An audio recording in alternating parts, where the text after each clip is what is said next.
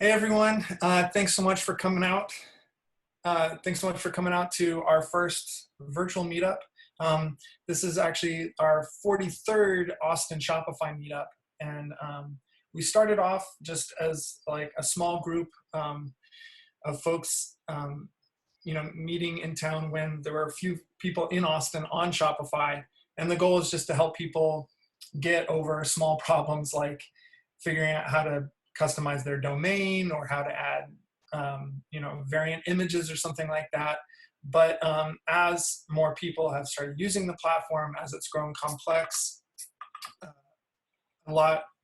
everyone's businesses have grown more complex and the skills of developers have grown more complex. And so we've started addressing more complex topics. But now, I'm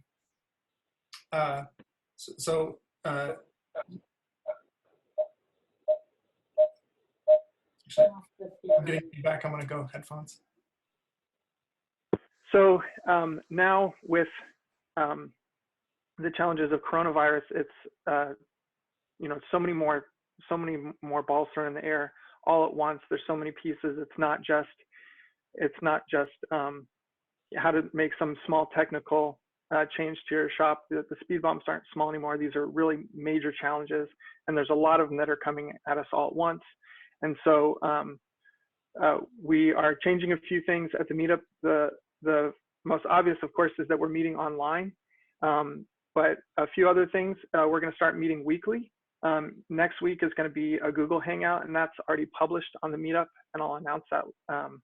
I'll push that out to everyone after this meetup is done.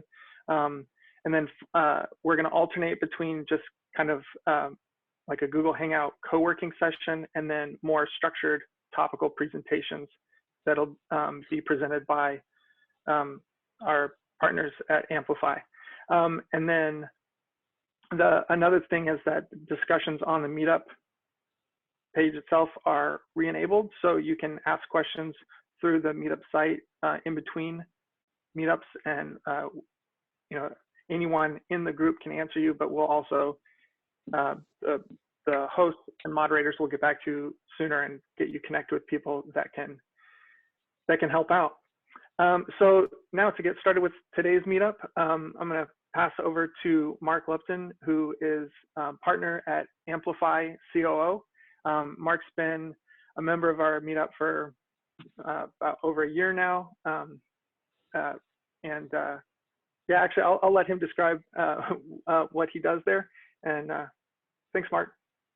Absolutely. Thanks, Zach. Hey, everyone. Like Zach said, my name is Mark Lupton. I am the partner and fractional CFO/COO at Amplify, and Amplify.Business is our website. And what we do is we provide fractional CFO and COO services for small and emerging and growing e-commerce businesses. And we help them with questions like cash flow planning, digital marketing, budget allocation, inventory decisions, and all the things that go into building out a robust cash flow plan to help people navigate the next phase of growth for their business, but also seasons just like this. And so what we're doing today is I'm very, very grateful to be hosting a panel of incredibly experienced and generous folks here.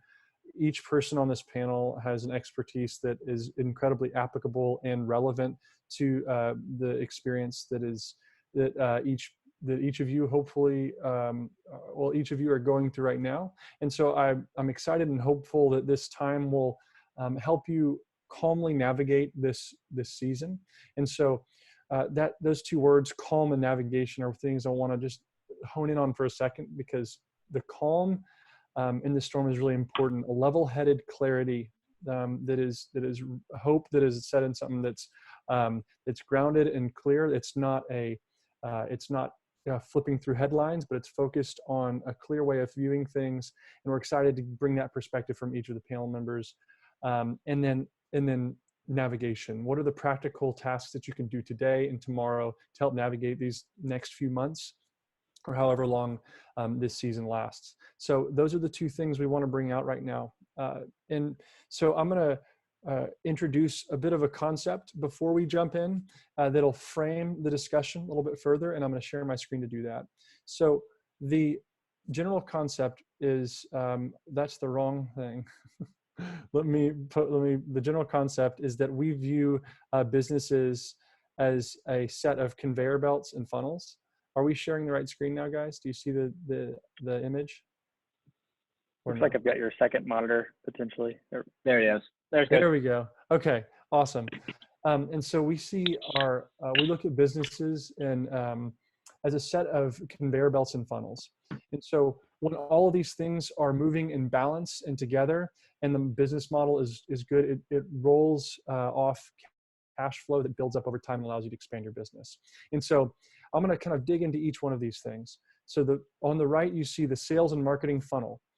It's a familiar term. And then we look at on the left side, and it's the operations that provide the products and services to feed that demand. That's supply chain, inventory management, and all the other technical operations that go into delivering products. And then we have on top, we have the people that support it, human resources, but really that should just say people. It's the people who support those operations and allow them to happen. And we have a funnel for bringing more people in, and that's the hiring funnel. And then last, at least on the outside of this graphic, the last part is raising money. So, and what that really means is any type of external financing that comes into your business that allows, that supplements and either accelerates growth or helps you get through difficult cash seasons. And in the middle, you see that cycle of cash flow that's turning. And so every person in this panel is experienced highly in each of these different categories. So I'm going to go ahead and just introduce each person on the panel and at least try to introduce everyone and let them do their own introductions as we get to them along the way. So I will stop sharing my screen now, and then, okay, there we go. I think we're good. So first off, I want to introduce Brad Day. Brad is the president and CEO of Helm Boots, and he sits on the advisory board for another brand called Bridge and Burn. He's spent nearly 2 decades of experience in big retail and e-commerce, and also having been a part of leading Helm Boots. And he's worked with major brands like Adidas, TaylorMade Golf, and he can very easily sit in the shoes of many of those attending right now as he's helping navigate. He's helping his business and leading his business through this season as well. And so, Brad, if you just wave your hand to let everyone know. Okay, great. And then next is Beau Haralson. And Beau's the founder of ScaleThat, and I'll let him explain a little bit more about what ScaleThat does when we get there. But he's also an award-winning Fortune 500 marketer that's founded and sold his own agency and then served as CMO for that agency. And then he's got over a decade of experience launching products, building brands, both large and small, Google, traffic and conversion, digital marketer, Office Max, all kinds of stuff. He's worked with big celebrities, LeBron James and Arnold Schwarzenegger, and then entrepreneurs that deserve to be celebrities as well. He's highly experienced in the digital marketing space, and he's the guy who's really going to be able to speak to that sales and marketing funnel. Next, Terry Jones, if you could just wave your hand as well. He's the founder and CEO of a couple companies, one called Nexersys. It's a fitness gaming brand, mixture of the two. I don't want to butcher that, so I'll let him explain it as well. And also JPaulJones, he's conceived, developed, manufactured, and distributed medical and fitness products for over 20 years. He's become highly experienced as managing international supply chain and inventory, as well as has several full-time employees domestically and in China, and has a lot of dealings with China as well. Safe to say he's a product to market expert. And then there's Zach, who is the host of this and is co-founder of Hardage and Hardage, Shopify web development firm, and this group. He's got over a decade of development experience and donated a ton of time to building this group Meetup to over 900 members. And then Mike Reiner, if you could wave, Mike. Mike's the senior VP of commercial lending at Frost Bank here in Austin, and he's helped hundreds and hundreds of business owners secure and identify the appropriate type of financing for their businesses. And he also owned an equipment and leasing and financing services business for 13 years before this, expert in lending options for small businesses. And last but certainly not least, Pete Hinojosa. Pete is a leadership and human behavior expert. He serves Fortune 500 companies and startups as a leadership expert and keynote speaker. He's the director of sales and leadership at Insperity, a multi-billion-dollar HR services company. He's also founded a leadership camp for youth that's transformed into Quest Leadership Dynamics, a leadership development company, and has some great, and will be informing us on several different topics around people management and around managing ourselves.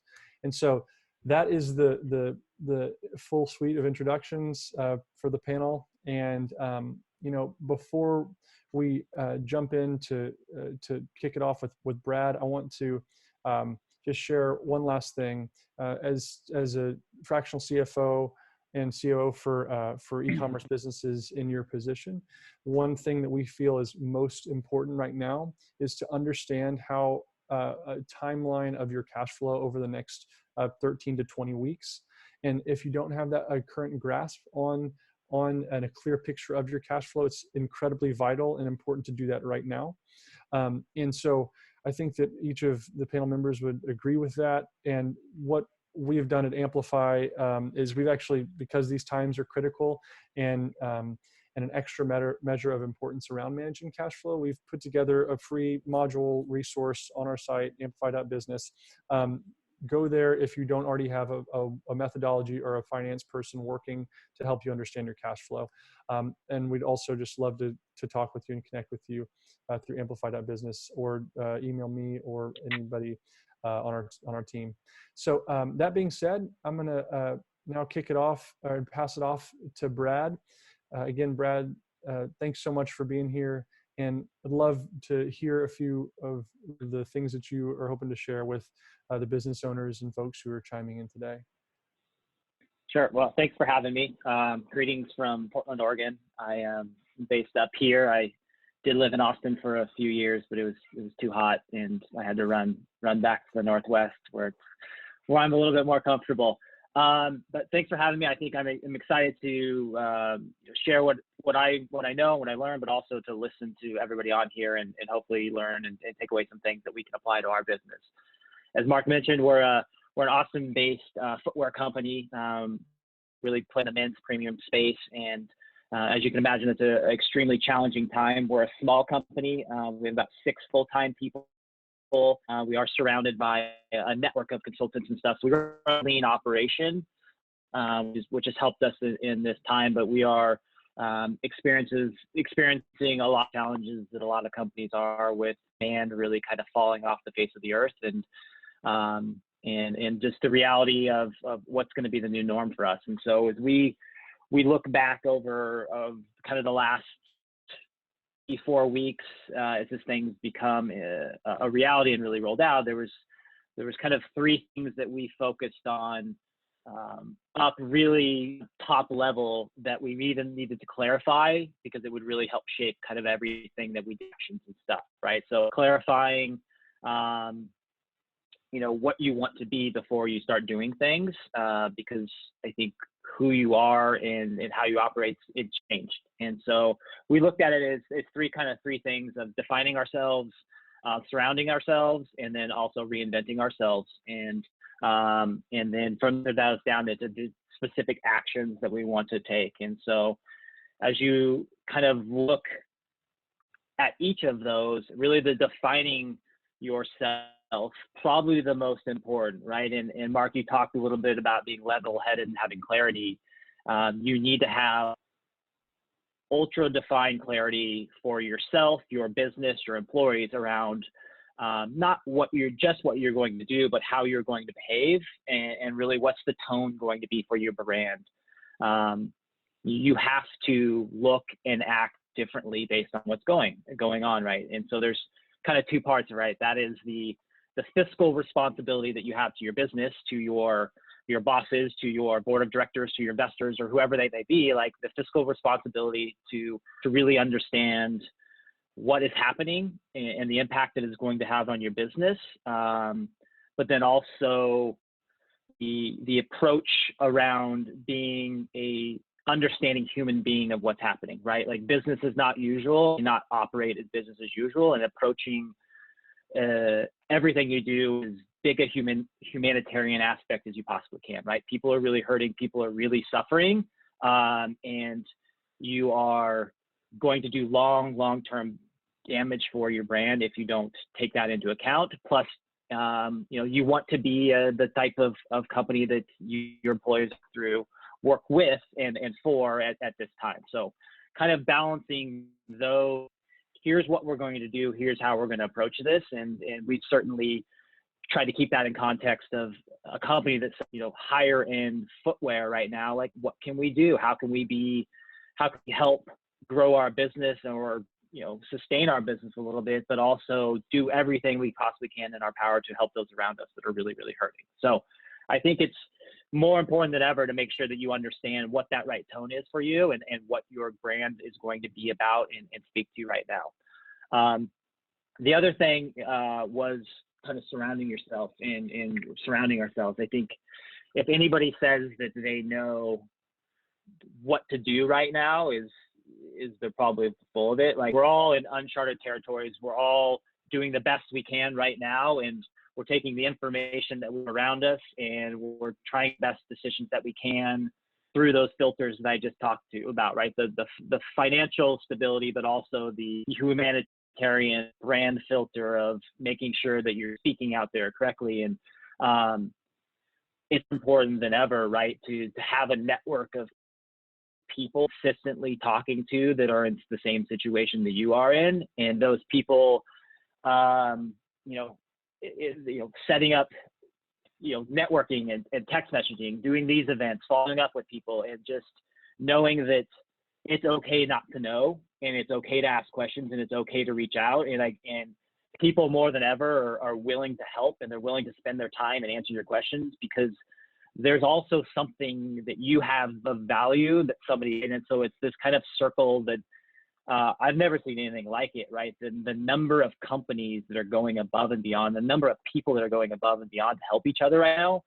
I'm sure, like a lot of you, like the number of emails and texts that are going through right now of just people trying to figure out what the hell this Senate bill means and how it impacts us and how we can support things, right? Like, there's resources and there's people, and don't feel like you need to know it all. Be really great at what you are, and then reach out and surround yourself with people that can help you, because there are out there like Mark that are experts in cash flow that can help you with resources to manage your cash. And so I think that's, really, really important that you create that issue to support what you know. I think the last thing really is it kind of ties down to the other things, which is kind of reinventing yourself on the fly. Like, the way you thought about your customers, it doesn't exist anymore, frankly. And hopefully it comes back, and it will probably come back in a little bit different form. But I think we all have to think about things right now. It's just different, right? How you think about your customers, how you're going to connect with your customers, how you want to go to selling them, like it's different, right? And it goes through just those filters of how the tonality, but also the cadence and all of those things. And so for us, what that kind of means and how we look at that is that, with the product that we have, is that there are a lot of people that are customers or fans that just are really, really hurting, and they're just not going to have an opportunity to buy right now. And that's okay, right? Like, we understand that. And so it doesn't mean that they're not paying attention to what we're doing and how we're behaving. And when you look at the lifetime value and customer loyalty and all of those things, you certainly want to make sure that you're behaving in a manner that keeps those people engaged in your brand, because things will come back, right? We will be back to a position where people are spending discretionary funds. And so there's that customer, but then there's also the customer that might not be struggling as much based on their industry, their environment, their business, but they're also greatly aware that there are a lot of people that are really, really suffering around them, right? And so you can't just go to those people like it's normal. And so everything you have to do is kind of re-looking at every aspect from your business, right? And I know that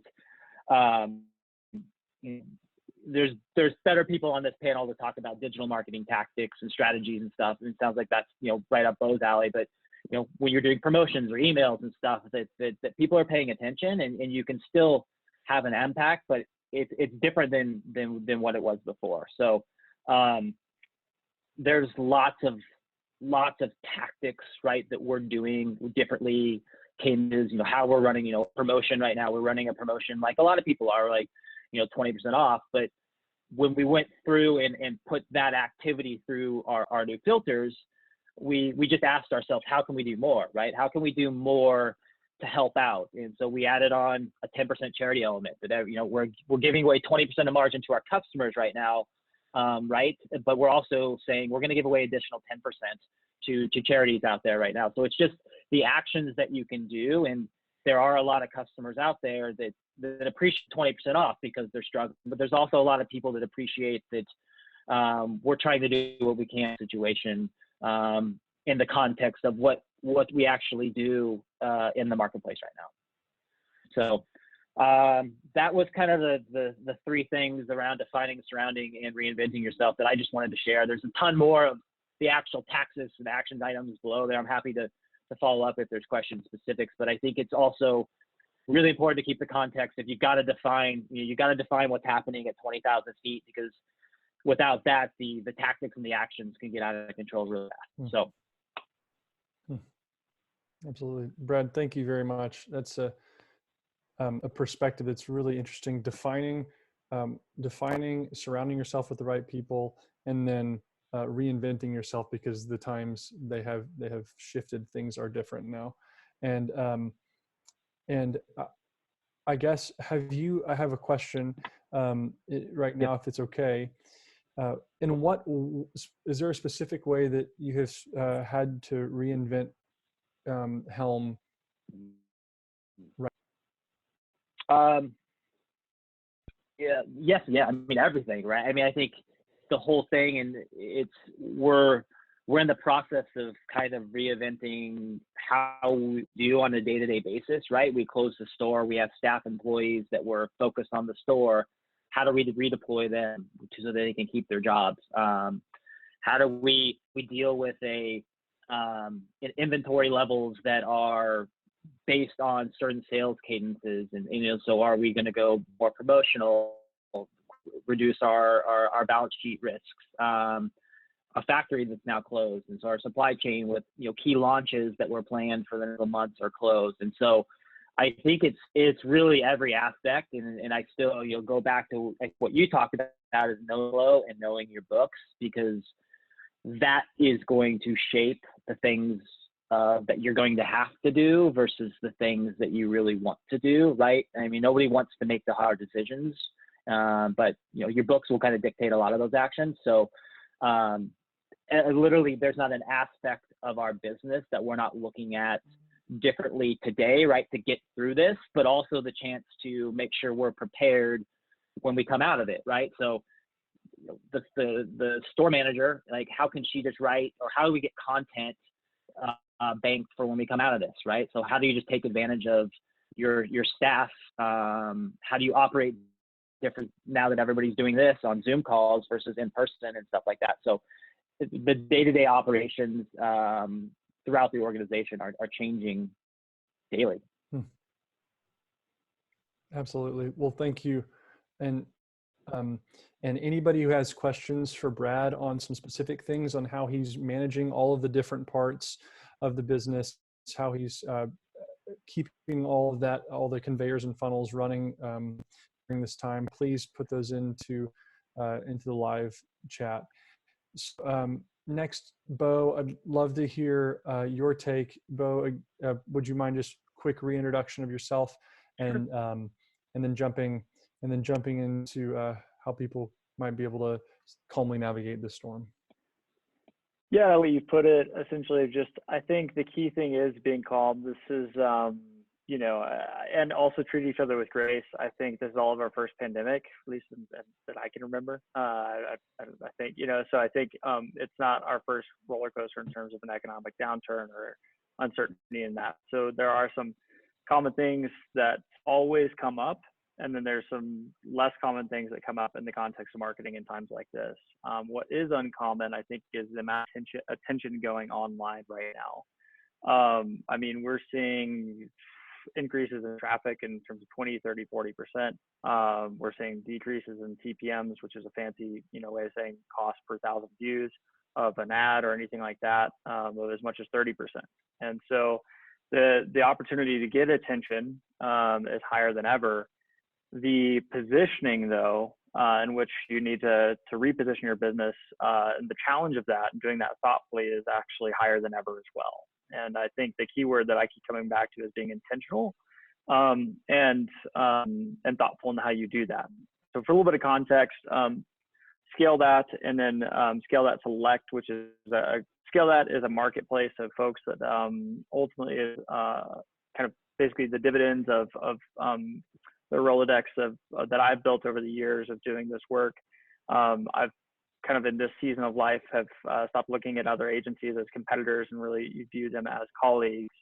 And what we've done is actually built a network of 8,000 freelancers, small to mid-sized agencies that can serve people really well, regardless of budget and brand size. And so that is what is ScaleThat.com, is to match brands up accordingly with people. I think marketing has gotten so diverse that it's typically not going to be a single contractor, a single freelancer.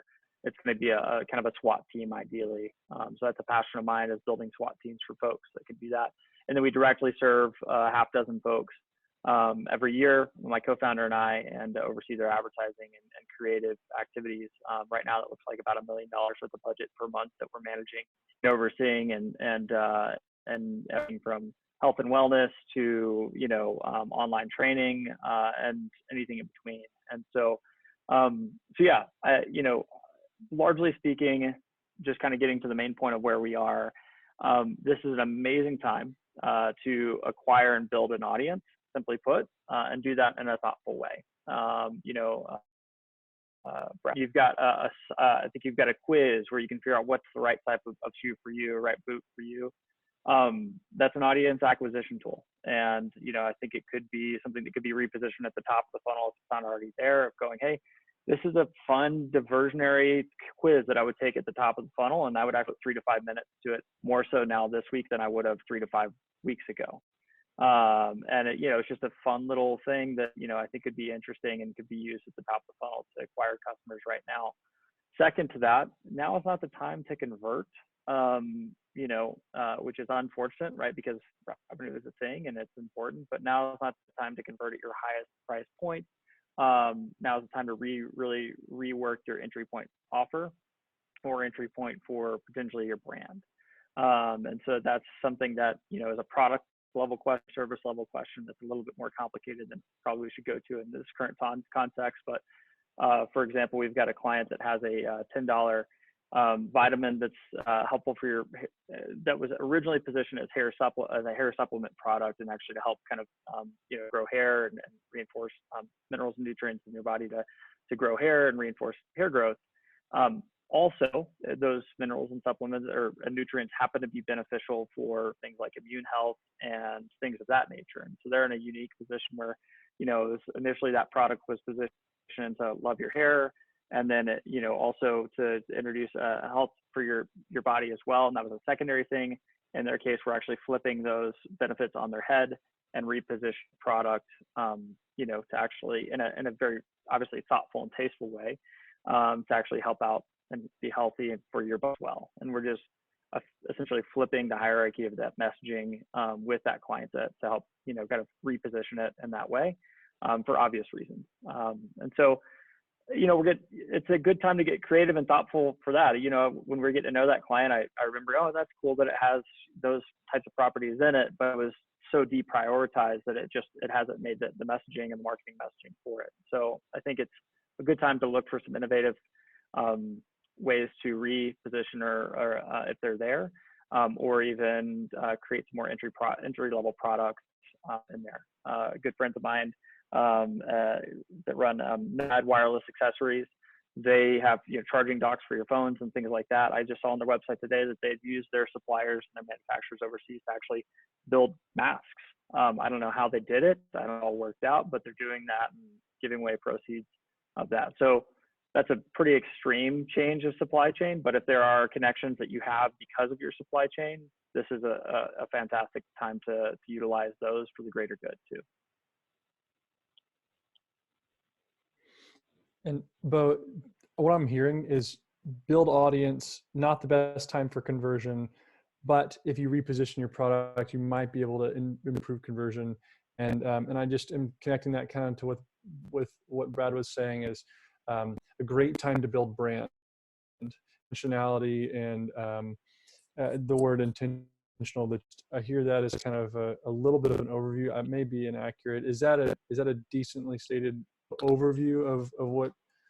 Yeah, that's a great summary, I think, of the short term. I think Brad also hit on a secondary point that I think is really interesting. If you're not like Terry, who will talk a little bit later, who's in the home exercise, home fitness space or things like that, take immediate advantage. Maybe you're in hospitality or tourism or some industry that's just, it's not going to budge right now for lack of, for sake of circumstance. There's an opportunity to use time as you have it to actually prepare for what's to come, which is a new normal that we can't predict. But some of the biggest companies were built in 2008 that we now know are in household names. Uber would be one of those, Venmo, Airbnb, et cetera. And so depending on your industry, my personal opinion is that we're going to come out of this thing and the direct to consumer kind of revolution, if you will, is going to be expedited at an exponential rate. I argue within that business services and a more direct capacity online and being able to take care of traditional business services in a more transactional way or that's more direct to consumer. I think that the market for that and the appetite that is actually going to increase as well, as it already has the last few years. This is, in my opinion, has just expedited that based on an interesting circumstance. Oh, that's great. It sounds like kind of that near survival mode, so that coming through it, if we do survive through that, there might be an opportunity to dive even more as an industry on the other end of this season. Correct.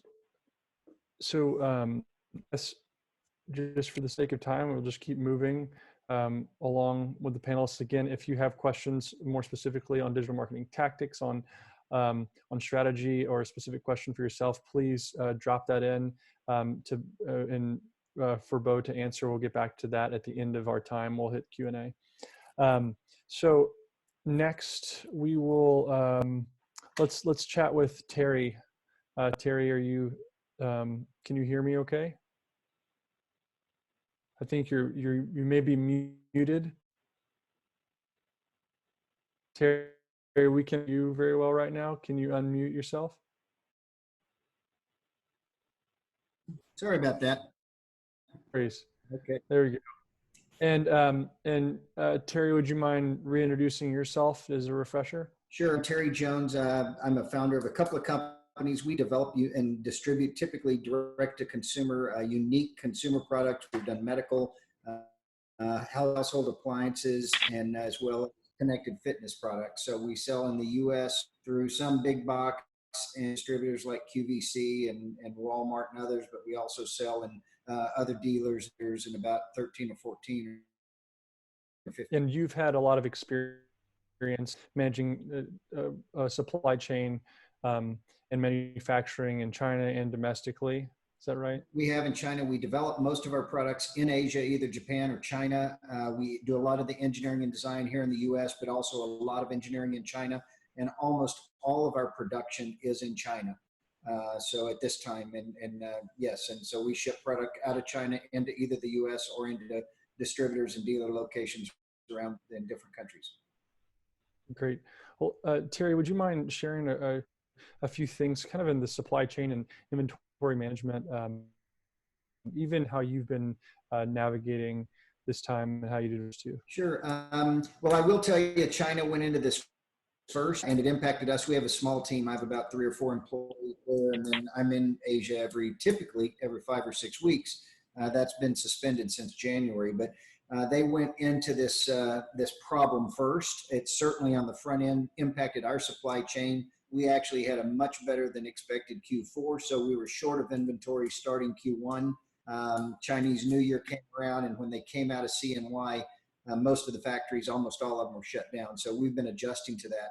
The good news is they have adjusted and adapted pretty well there. Supply chain is back up almost entirely in China, save and except only a few provinces. We're shipping anywhere from 1 to 5 containers a week right now, which it used to be 5 to 10, but we're very happy with that.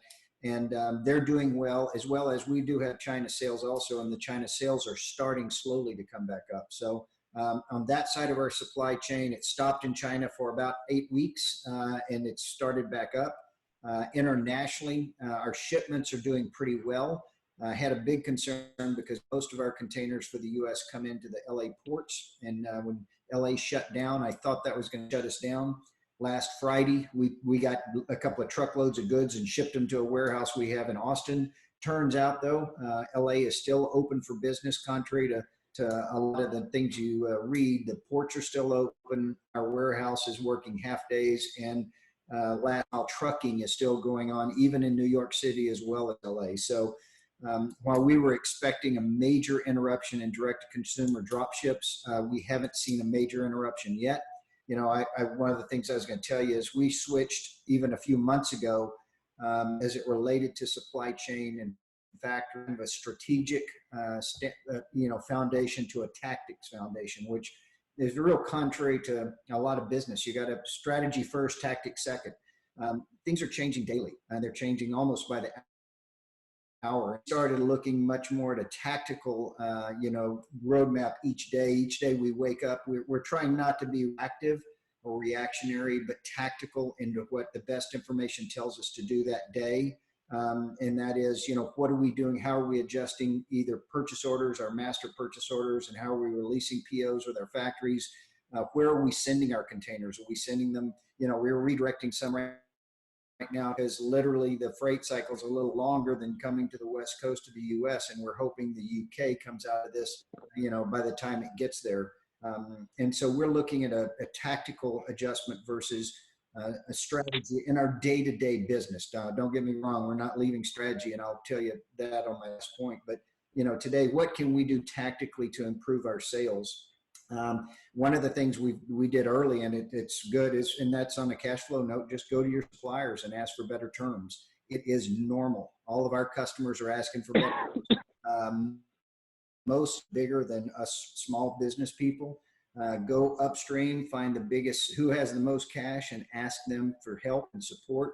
We have found they are willing to support. If you have a good credit history, if you got a good pay history, if you know your supplier, most of them in this time will give you, whether it's 2 weeks or 60 days, that's a lot of time right now. And that's the biggest cash support you can get. We'll all see where the government, rescue money goes.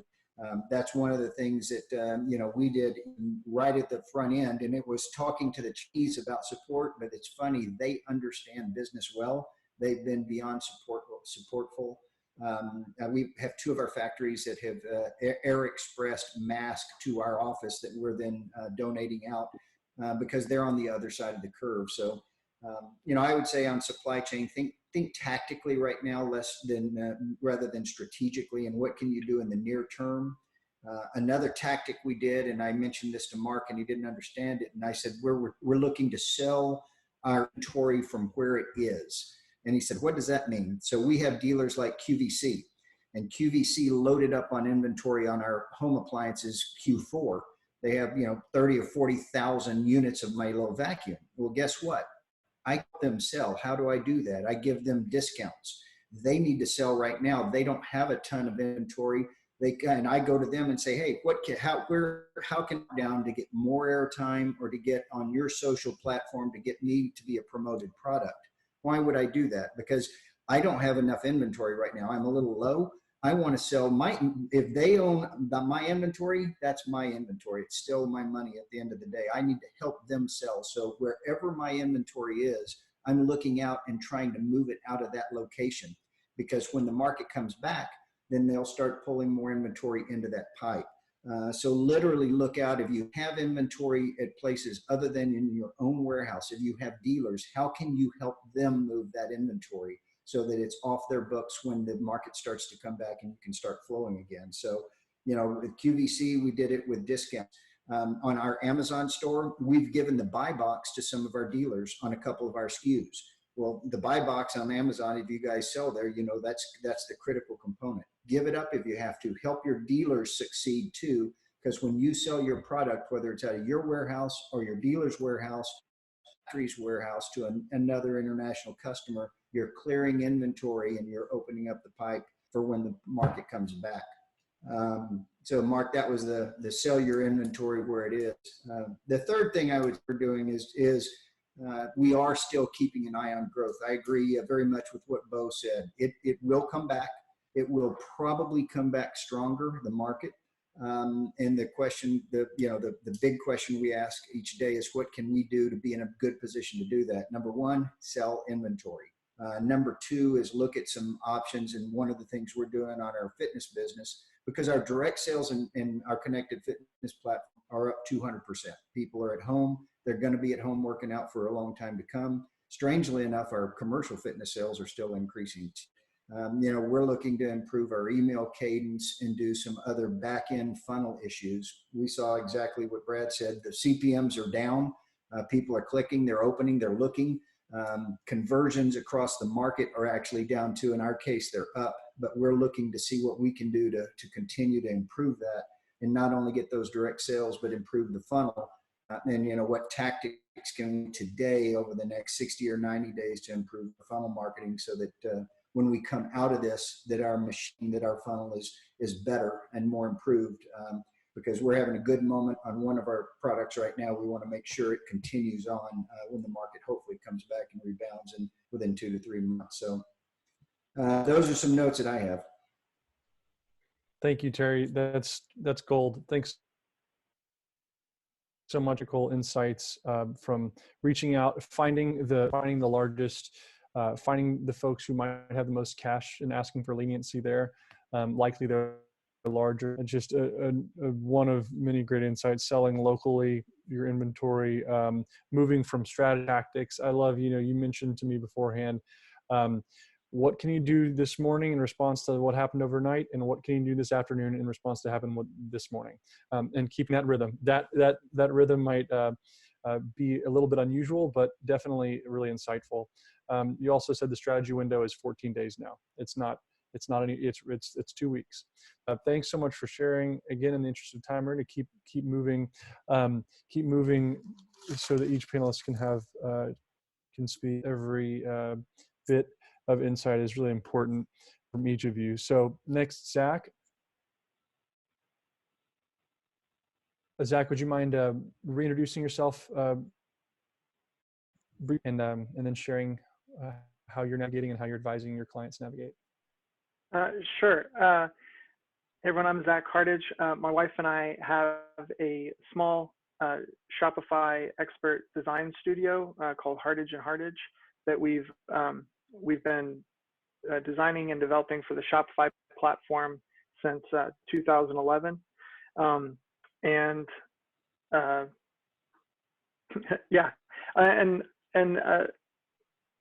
So what we're seeing right now is really helpful is, I really like, Brad, you were saying about defining yourself, having ultra defined clarity, and both the advice to be intentional and thoughtful. And it really kind of made me rethink or kind of restate what I wanted to get into technically, but it's to just simplify in the admin of your Shopify stores or any kind of e-commerce platform you're on, is to simplify the operations as much as possible. The main reason is because right now for your customers, it's just generally good advice, but it's really important at this moment is to eliminate frustration. And there's often so much advice out there for merchants to add this app or add this, and it starts to stack up, and it becomes a difficult experience for the customer, and it becomes difficult to actually maintain the site. So so right now, as much as you can strip down from your site in terms of functionality, and a big place is always apps. like pop-ups, notification bars, all kinds of like listing and tracking scripts and apps and stuff like that, unless you actually are using those to directly engage with your customers.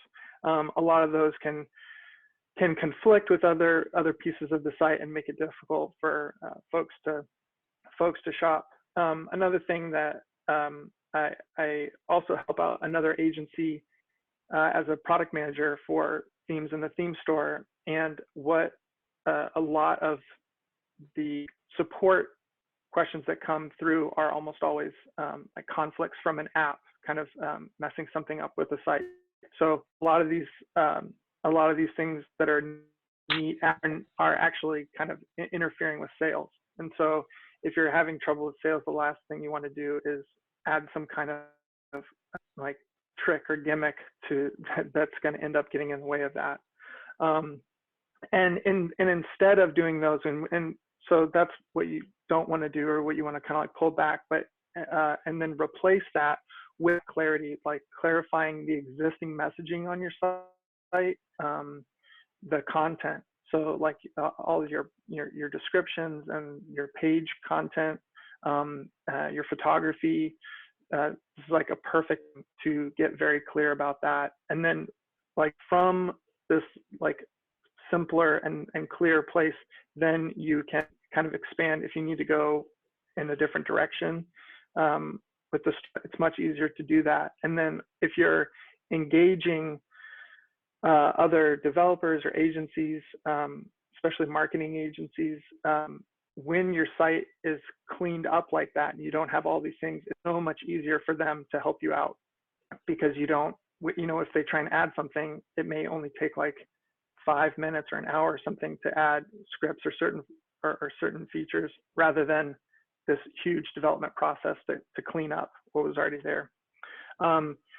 The other thing I would really recommend is to test the whole flow of your site from as a customer, from homepage through collection and product cart and checkout, and then to notifications, and test what it's like to go through your whole site and find these like frustration points and bottlenecks, and to do it yourself.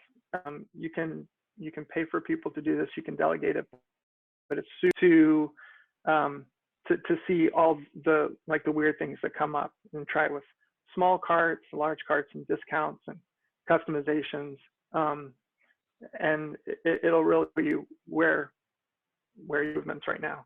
And then the last thing would be to test all of your customer service points, like your contact form, any social media links, notification messages, email links, all throughout your site, and make sure that those all work and that they actually get through to you, and they're not going into a spam folder, so that anyone who's trying to buy from you and has questions actually can, and then if people have, you can solve them.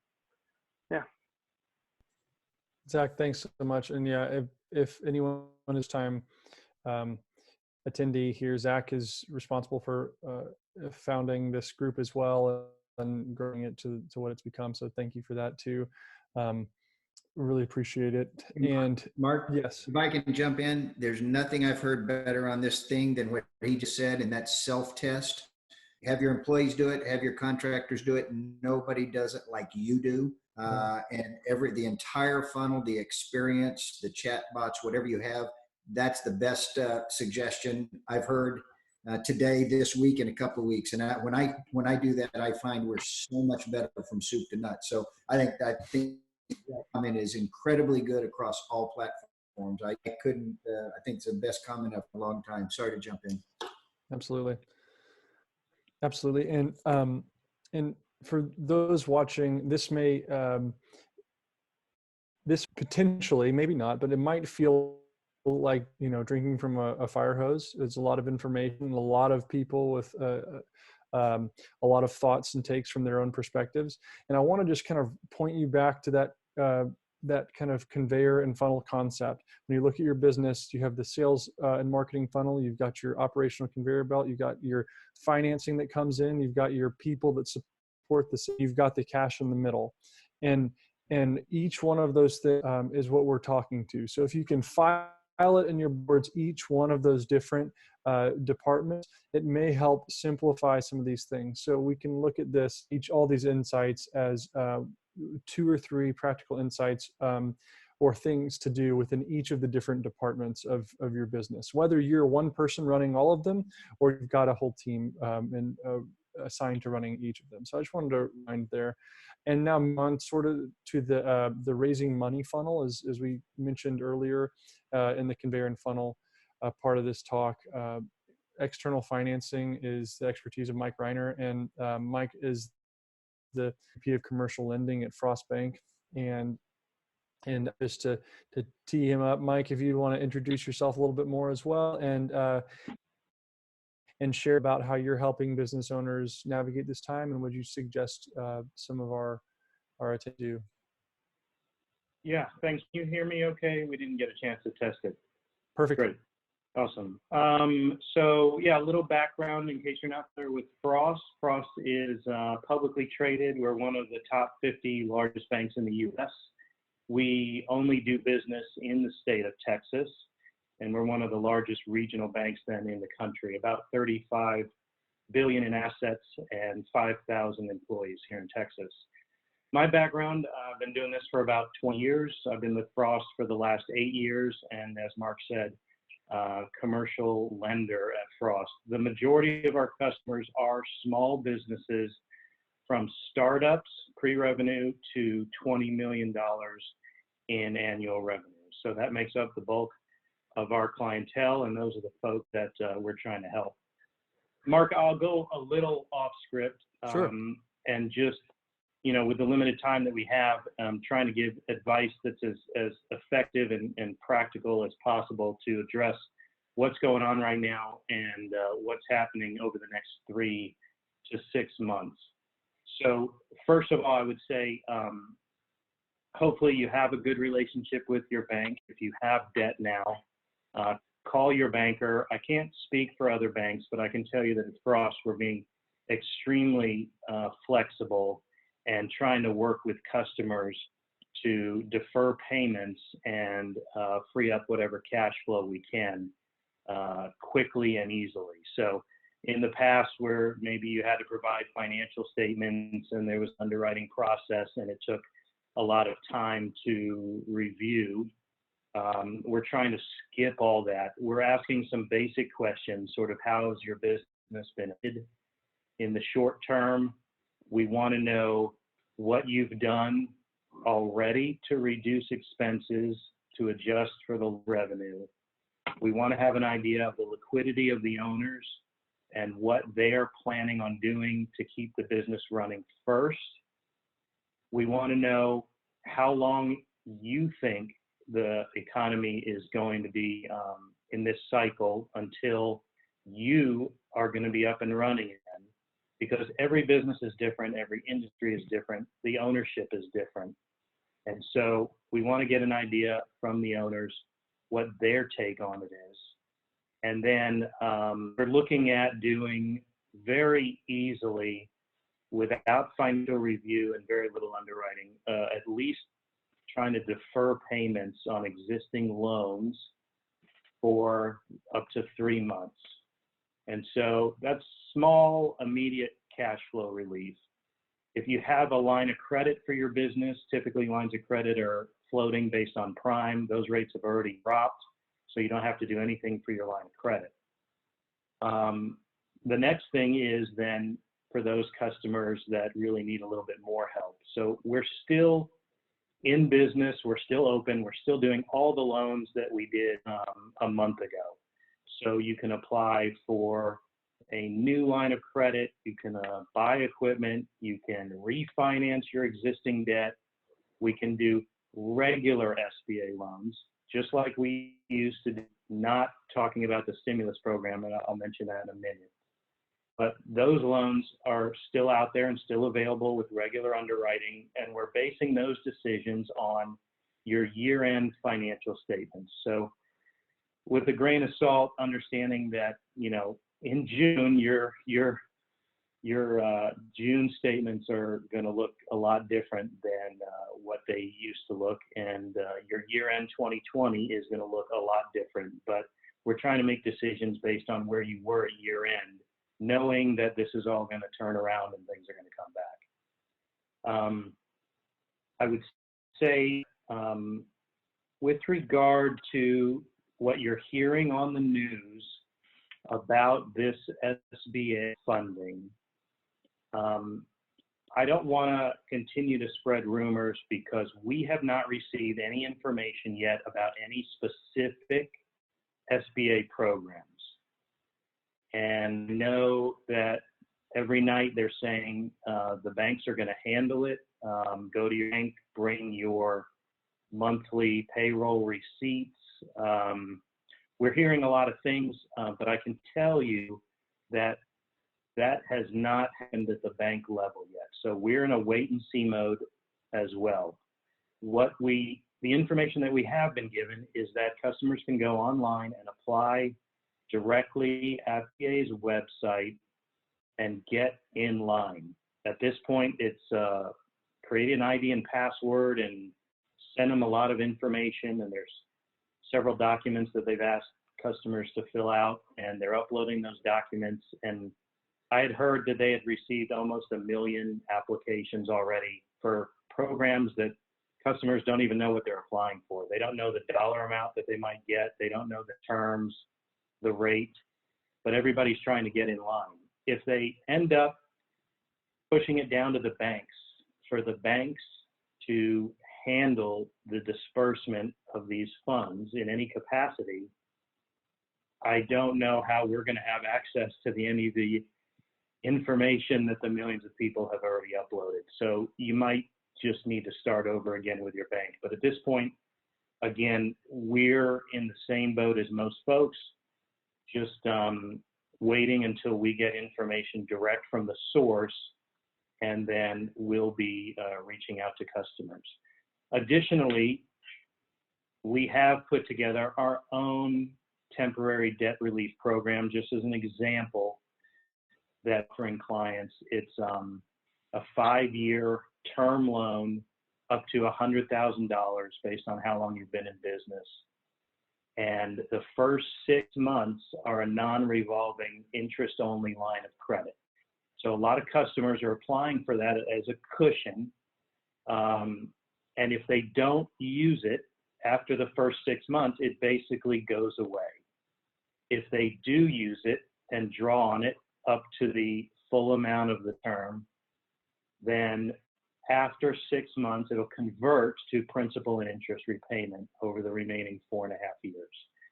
So we deal mostly with small businesses. You know, $100,000 can help a lot of folks. For larger businesses, you know, that's not even a quarter of their monthly payroll. But it's something that we're doing for small business customers right now, just trying to figure out how we can keep everybody in business and you know, get through it with our customers, because, you know, we consider our customers family. Mike, thank you so much for sharing all that really, really relevant and important information. I'm sure we already got a couple questions earlier about loan forgiveness and SBA loans, and so thank you for addressing a lot of those things right now. The idea of getting in line with VA, and then potentially, you know, if it moves down to the bank level, there might need to you might have to restart. Just setting that perspective is really helpful, and especially having, you know, giving some clarity in the midst of all the headlines and confusion. And so thank you very much. And Mike has just offered his time to folks who want to connect with him. He's, you know, a sort of doctor in this space, diagnosing what type of financing will be appropriate for you, and helping you have a healthy fixture that will help you through this time. So we'll send out also after this information and resources to help get in contact with those who have offered their time. And with that being said, we'll move on to our last panel member, who is I'll let Pete introduce himself, but I'm very excited. He's going to be speaking. He's going to speak a lot to how to navigate this from a people perspective, talking about leadership, as you can already see on the slide. So he's shared his screen, and I'm just going to pass it off to you because you can say it a lot better than I can. Thank you, Mark.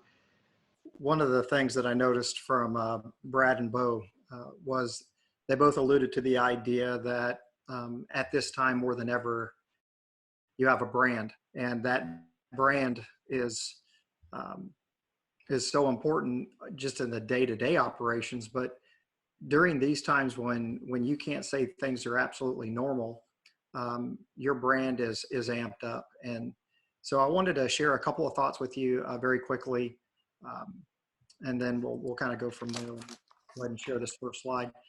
The first thing that I was working with all of our leadership yesterday at Insperity. Insperity, headquartered here in Houston, and we're an HR outsourcing company. We work with small to medium-sized businesses, 5 employees up, and all over the United States, North America.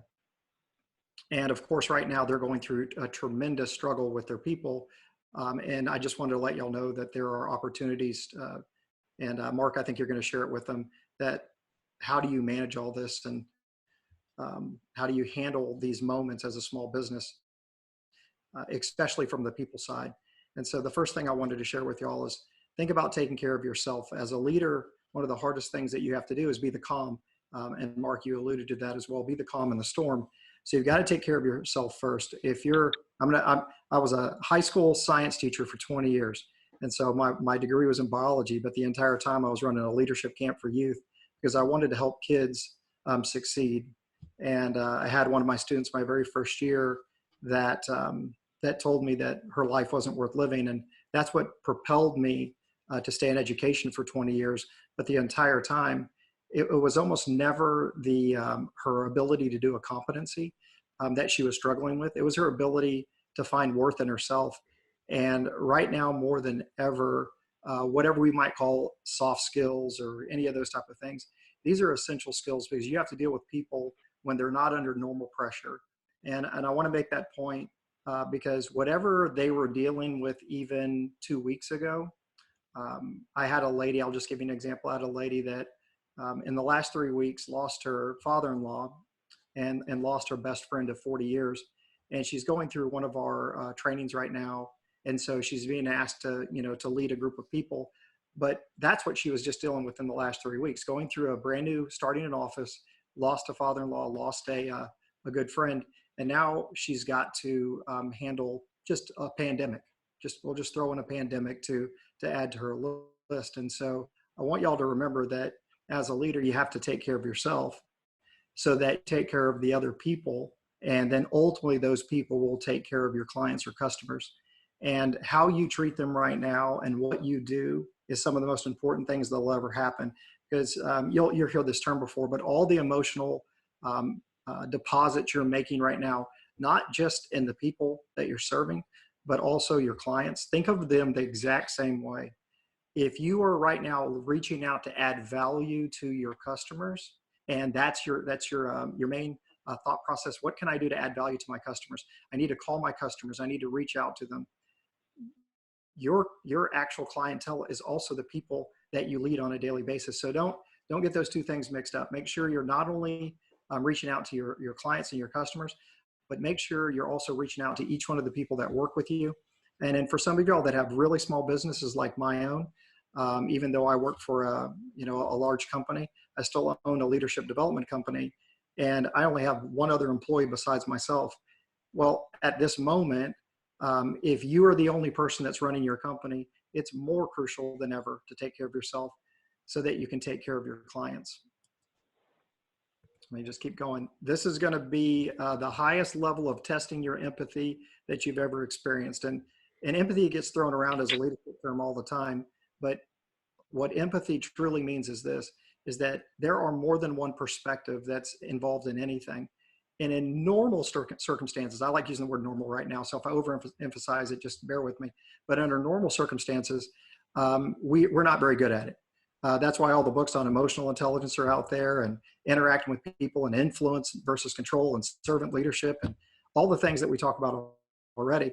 But don't forget, whatever you focus on right now from your perspective, just personality wise, there's 4 perspectives. Love languages, there's 5. His needs, her needs. There's all these things right now that people are genuinely wanting to feel understood and valued according to their perspective. And I go back and say the same thing again. Just 3 weeks ago, they were dealing with real life. There's something called the Holmes Rahe stress inventory. I worked on a master's in marriage and family counseling, and this stress inventory is 43 things that people can look at that might cause stress. Number 1 is losing a spouse, a death of a spouse. That's 100 points. Just being married's 50, which I always think that's funny when I used to have to interact with people and they would go through the stress inventory. And so I want y'all to really pay attention that we're not dealing with anything normal. When you say the word navigating now, think of yourself as a captain on a ship that's no longer navigating origin to destination. You're navigating wave to wave. And we might all be in the same boat, but unfortunately, we're all experiencing the ride completely different. So your empathy has to be at the highest level right now, more than ever before. And I'm going to give you one more little, hopefully helpful insight. You're going to do this really well with your clients.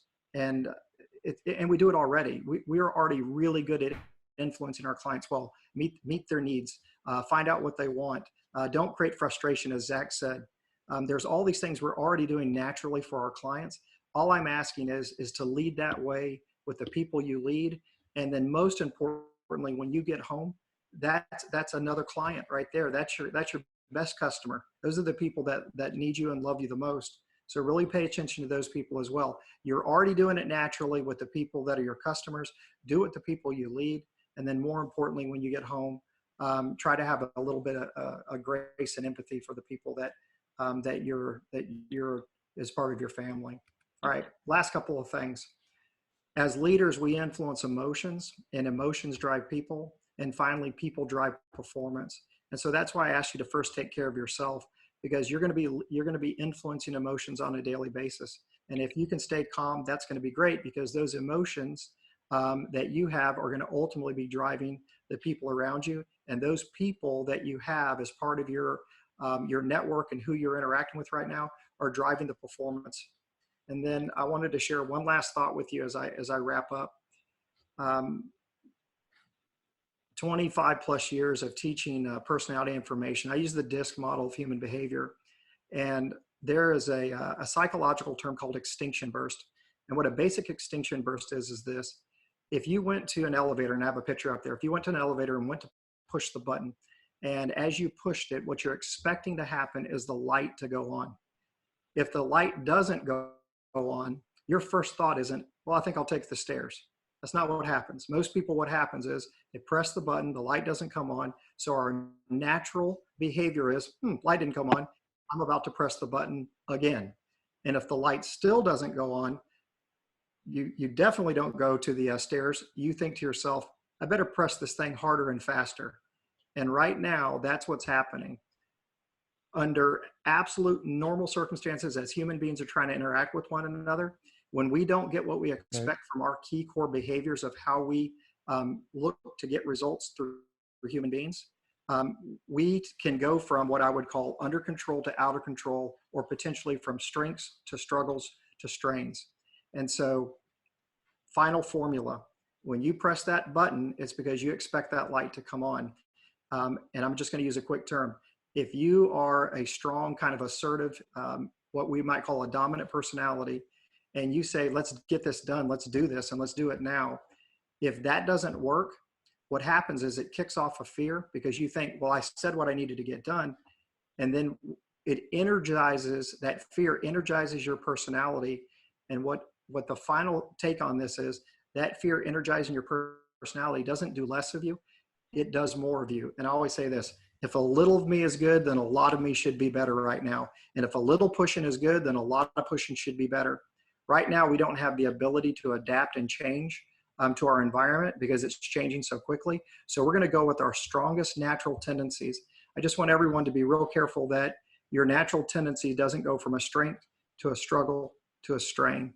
And so hopefully that extinction burst is a good example to help y'all understand that there are multiple perspectives right now. You're going to be leaning hard towards your natural style because that's your go-to move. And that's how you get things done. When fear kicks off inside of you, it amps up your behavior. It doesn't amp it down. And then finally, that fear can turn your strength into a struggle. And if you keep not getting what you want, it can turn into a strain. So I hope that helps you at least kind of consider this information from the people side. And I hope that in some form or fashion as leaders, we can be that calm in the storm, because our people definitely need our leadership right now more than ever. Pete, thank you so much. Golden information here. And, I have a follow-up question for you. And what is maybe one or two kind of practical ways that we can practice taking care of ourselves as leaders? Well, the first thing is that I'm going to go back to what I said about the biology part, and I got myself worked up pretty good. Right now, you need to drink water. I don't know if anybody understands, but being hydrated right now is incredibly important.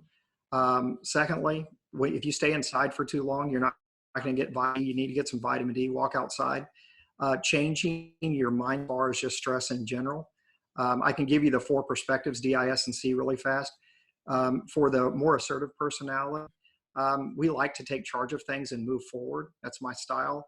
And so anything you can do to take charge of something that's your own thing, that activity, move to de-stress is really important. For I's, believe it or not, they're outgoing, they're people-oriented.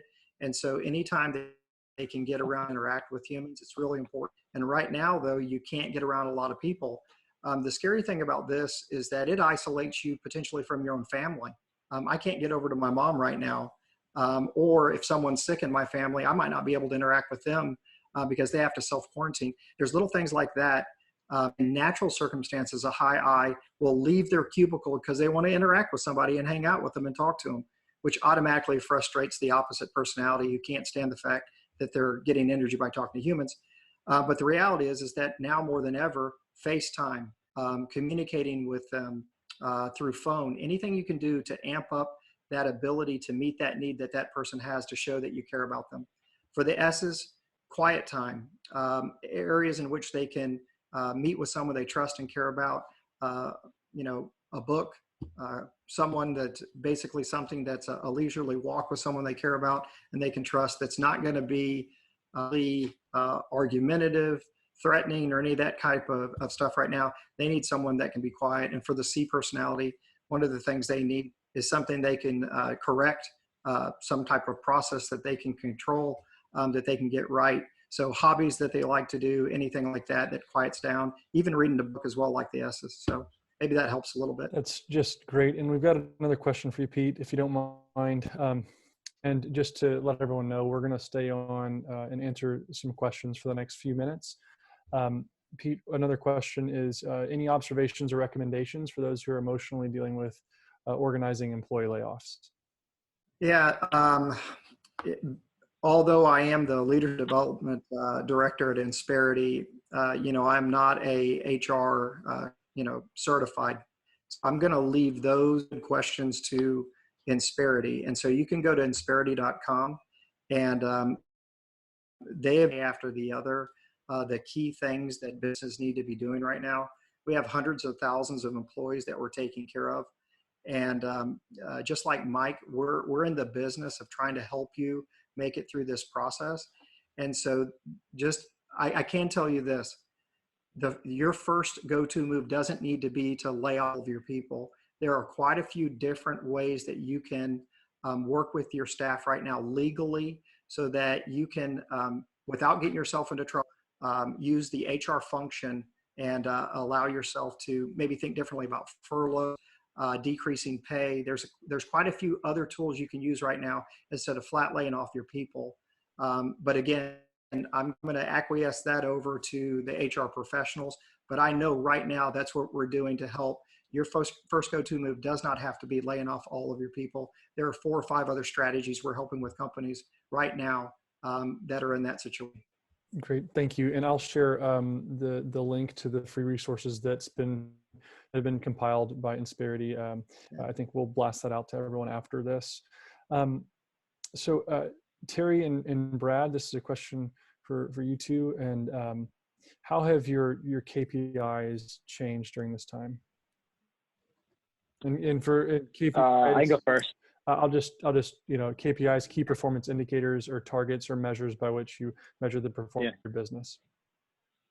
Yeah, I mean they're just completely blown out of the water, right? So I think there's a new baseline for everything, and so we're in the third year of a kind of a turnaround, right? And so this was going to be our third straight year of pretty rapid growth, and here we are, the third month into that, and it's blown up, right? So all of the KPIs are just having to be relooked. And so, what we spend, cost to acquire customers, return on ad spends. And so everything that we thought we knew about the structures and the infrastructure and the profitability of top of funnel, mid funnel, low funnel, all of these marketing tactics, which again, I'm not a marketing expert. I'm sure Beau could speak on that a little bit better, but all of the metrics and all of the KPIs are changed, including the KPIs that you set for your teams, right?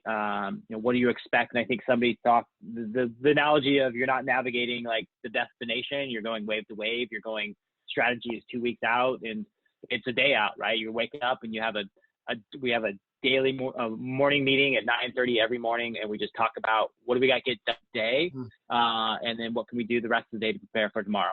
So. And Terry, love to hear your take on this too. Yeah, we're in a unique situation because on our home appliances, I have two very different product lines. On our home appliances, I'm dumbfounded, but our dailies, and we look at Amazon and a few others, our dailies are continuing to be pretty good. In terms of our the connected fitness, our CPM and across the board on paid media, socially, our CPMs are down.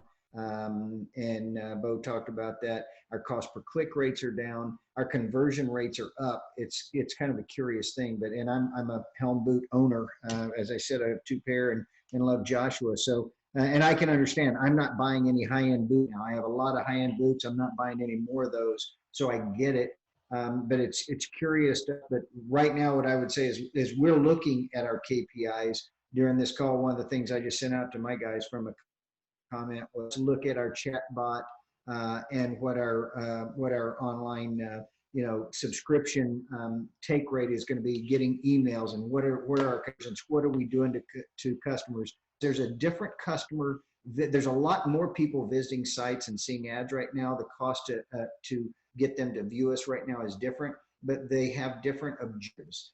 And so I think it's important on me, and I just learned that. I heard it here tonight, and I want to see how are my chat bots doing, and am I getting more emails or not, and how am I engaging my potential, my prospects, but more importantly, and our messaging right now is out much on brand and caring about people. We never have a hard sell, but we have less of a hard sell now. So our KPIs are quite frankly positive. Generally, I would expect, but I think it's critical and incumbent on us to look at different KPIs other than just conversion, and to say, hey, how are we doing our best to communicate effectively and proactively with our potential customers and our customers. Another question, Terry, on that, what you just said. You said the objectives are now different. More people are coming in, there's larger audiences, but what are those different objectives is the question. The different objectives are, how do we communicate with them? Because, it's what's strange to us. We give, one of the specific, we gave medical or military and first responder discount. 4 days ago, I had a request and said, hey, my wife is a nurse. Why don't you give nurses discounts? And I said, great question. We do. We just didn't know we did. And so we added them. We updated our icon. We updated our policy. And we've had 3 medical professional discounts in the last 3 days. This is the $2,000 product. So shame on us. We didn't realize who these important people were. But it's listening to those customers, and it's having that empathy that we talked about, and actually listening and hearing what they're saying to us. It's not a time to hard sell. It's a time to give information and share. Most importantly, listen. Communications, 90% listening and 10% communicating. So we're trying to listen more and hopefully put out good messaging. That's great. And Beau, I'd love to hear your take also on buyer objectives changing. And then also they are different right now. And it's, Terry, you just said now is a time to be communicating intentionally, thoughtfully with your audiences and not trying to hard sell. When will be the time to convert? So those kind of two questions. Where are buyer objectives shifting now? And then when do you think the time will be to convert? Oh, do you want me to start or Terry? Either way, I'm fine. Beau, yeah, would you Okay. mind? Yeah. Yeah, it's interesting. I think through, so there's these 5 stages of awareness, which you guys can Google. A gentleman named wrote a book called Breakthrough Advertising a long time ago, and these things that continue to be true. But the general idea is you can start from, someone that's unaware to someone that's problem aware, pain aware, solution aware, and most aware. And the reality is most internet businesses or direct response style business have been optimizing towards people that are the most aware, if you will, in terms of those kind of like final kind of conversion path elements. And they have KPIs that are built to really target and optimize based on efficiencies, based on those people that are the most likely to convert. The reality right now is that if you build your entire marketing funnel based off of those, marketing will, in my opinion, be a little bit insensitive and you'll to Terry's point, hard sell people too much. Also miss the opportunity to build audience, and people are just kind of researching things, passively chasing away boredom in different ways than they have, and are potentially unaware that you can move them all the way through, or at least begin to move them through those stages of awareness to a place to get excited about what you offer and that it could genuinely help them. So, assuming those things are true in this period of time, I would actually build some KPIs a little bit higher in the funnel and think about that other than just a 3-stage funnel, but actually take that awareness stage, which is at the top of most people's funnels and however they kind of work it out, and really break it out into what are we doing just to inspire people that are unaware of things like home fitness, but are now more excited about it than ever? What are we doing to inspire people about that Christmas gift in Q4 of those boots they've really always wanted and are looking for an excuse to get in front of them? And how are we going to get their email address so we can at least nerve them to a place where Q3, Q4 hit, things are better, and now we've acquired their email address, and we go, hey, remember so-and-so, you really liked the Bradley, you took that quiz way back in, that time where you're sitting on the couch for 2 months or however long we're going to be doing this. And, you're taking people way through those journeys. But so in a way, I was trying to answer the KPI question and then also get tactical around the stages of awareness. But I'd definitely architect that out and then review your assets along throughout the funnel and make sure that they're not insensitive and that I go back to inspiration and humor because those are things that make a good amount of sense, and it's contextual depending on what brand. Humor is very, be careful, but look for inspiration in your product lines in some way, shape, or form, or look to just inspire or add value for folks. Awesome. And then I guess my next question is kind of on what might be indicators of when to shift back into kind of a conversion focus. Yeah. Go ahead. Sorry, to open for the group, or do you want to riff on it? You go ahead. Yeah. Yeah, I mean, I agree with a lot of the comments of looking at things week to week. I like the 14-day strategy window. I've consumed CNN and all the other outlets, Fox, BBC, and whatever more than normal, but I dedicate about 5% of my day to it right now. And then I look at my campaigns associated with that and go, okay, in theory, the bill's going to pass on this day. Consumer optimism will be high. Okay, let's just take a look at the headlines of this morning and then literally react on that based on, spend thresholds and things like that. So unfortunately, I wish I had some de facto answer. I think it is genuinely day to day and making a decision to be aggressive that day or to let an existing campaign ride accordingly. Yeah, I jump in. I think it's greatly dependent on what type of business you have, right? Some businesses are going to be normalized a little bit sooner than others. And I mean, you know your business better than anybody, and just, being conscious of, approaching it with the right touch and right understanding what's going on in the world. I think it's really hard to say when things will return or when no, but if you have those KPIs and you set your metrics around spend and advertising, like as long as you're monitoring those, like take advantage of things when they go, and you find something that works, and dial it back when it doesn't. And so it's so dependent on what type of business you're involved in too. Great. And so we've got, and then we'll close up. So this came in for Terry. What are the tactical steps you're taking in the event your fulfillment goes down? Does that question make sense? Yeah, it does. I told you, we actually put some trucks on the road last Friday from our warehouse in California to a warehouse in Texas. I've actually had a couple of calls today. We've got another warehouse in Edmond, Oklahoma, we're looking to bring online.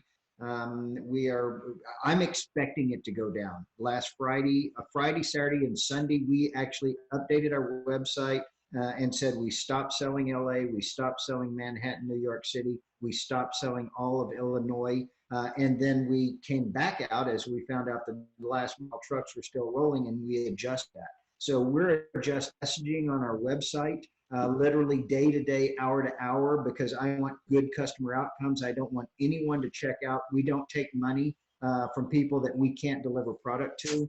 So there's two issues there. Number one, can we get it out of our warehouse and do that last mile to the customer? And if we cannot, then we're updating our website and our messaging to those customers, to all of our customers, to tell them, hey, we don't want your money right now. We'll get back to you as soon as we can. So I think just communication more than anything else. We can't impact supply chain there. I can't make trucks roll. I can't make warehouses open if governing agencies tell them to shut down. What I can do is be transparent with my customers, and that's what we're focused on right now with the best information we have. We're bumping up on our time for this. Thank you so much to every panel member who joined. This is just such a generous dedication of your time. I hope for all those who are watching that this time has brought some level-headedness, and at least you know that you're in this with a lot of other people, and that and we will send out a resource sheet after this to everyone who was watching via the Meetup. And if you're a member of the Meetup, we will send that out to everyone. So if you're not a member of the Meetup, go join the Meetup, and you'll get resources, some detailed comments, and a recording of this video as well. So again, I just want to say thank you so much for everyone who joined. This has been informative, practical, and also, at least for me, personally, on the business that we're operating, calming and perspective giving. So thank you for your time, and I look forward to having another one of these discussions in a couple of weeks. Thank you. Mark, thanks so much for arranging this. Appreciate it, guys.